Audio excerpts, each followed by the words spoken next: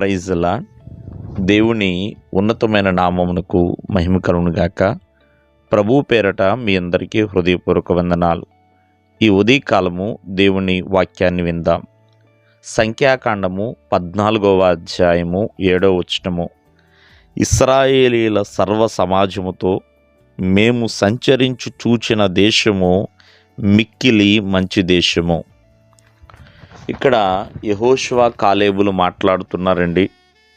12 మందిగా వేగులు వారు 40 రోజుల పాటు కనాను దేశాన్ని చూచి వచ్చి ఉన్నారు.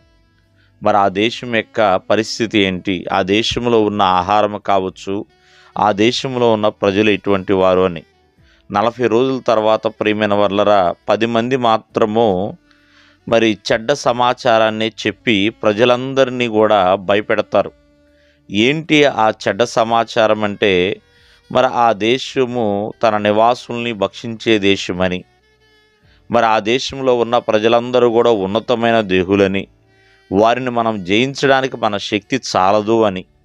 కానీ మరి ప్రజలందరూ కూడా ఆ చెడ్డ సమాచారాన్ని విని ఎలుగెత్తి కేకలు వేయడం మొదలు పెడతారు, పెద్ద పెద్దగా ఏడవడం మొదలు పెడతారు.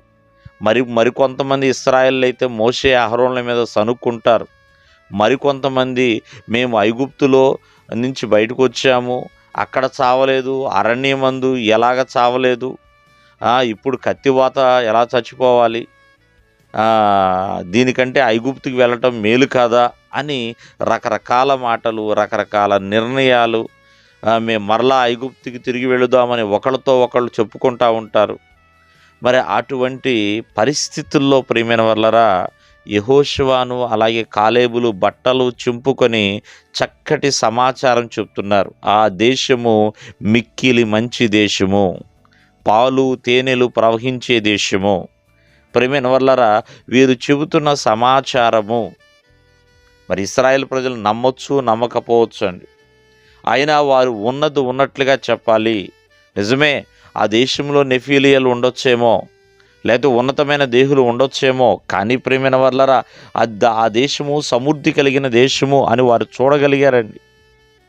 ఆ దేశము నిమ్మలు కలిగిన దేశమని, ఆ దేశంలో ప్రియమైన వర్లరా దేవుడు వారిని ఆనందింపచేస్తాడని వారు చూసి ఉన్నారు. కాబట్టి ఆ సానుకూలమైన సమాచారమును వారికి తెలియచేశారు. కాబట్టి ప్రతికూలతలో కూడా అనుకూలముగా స్పందించడం మనం నేర్చుకోవాలండి. ఆలోచనతో మాట్లాడడం నేర్చుకోవాలి, ఉన్నది ఉన్నట్లుగా మాట్లాడడం నేర్చుకోవాలి. అందుకనే యెహోషువ కాలేబులు ప్రియమైన వర్లరా ఆ యొక్క కనాను దేశంలో ప్రవేశపెట్టబడ్డారు. ఎందుకంటే ఆ దేశాన్ని వాళ్ళు ప్రేమించారు, ఆ దేశం యొక్క ఉన్నత స్థితిని వాళ్ళు చూచి ఉన్నారు, అది వాగ్దాన దేశమని గ్రహించి ఉన్నారు. కాబట్టి దేవుడు మిమ్మల్ని ఆశీర్వదించునుగాక. ఆమేన్.